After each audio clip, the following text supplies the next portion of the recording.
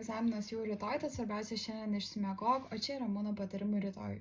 Pirmas dalykas, egzamino metu neskubėk pasirinkti temos. Perskaityk duotas temas ir pasirink tą, kuria greičiausiai sugalvoji 3 argumentus.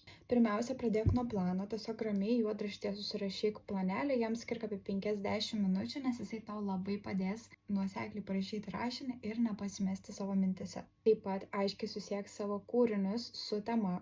Todėl nes egzaminuotojai vertina ne kūrinio perpasakojimą visą, o būtent susiejimą su tema. Daugiausia taškų duoda tai, kaip tu susijai tiksliai su tema ir sakinius pritempi labai prie tos temos ir viską gražiai paaiškini. Taip pat pasilik apie 15 minučių, kai perrašysi savo visą kūrinį į švarraštį klaidų taisymui. Pavyzdžiui, aš iš savo patirties galiu pasakyti, kad kai pati rašiau egzaminą, tikrai pasilikau laiko perskaityti savo visą rašinį ir pamačiau, kad aš pamiršau tiesiog iš to streso ir skubėjimo parašyti ten ir galūnių, padėti ant pavyzdžiui, visokius taškelius ir šiaip susižiūrėti visus kablelius, ilgasias, nosinės ir visus šitus dalykus, tam, kad tai tau nepridarytų klaidų, nes už stilių ir už rašybą tu gali labai daug taškų prarasti, jeigu nesusižiūrėsi.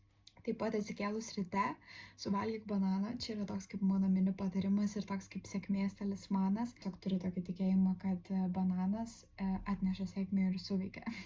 Ir svarbiausia, gerai išsimiegok.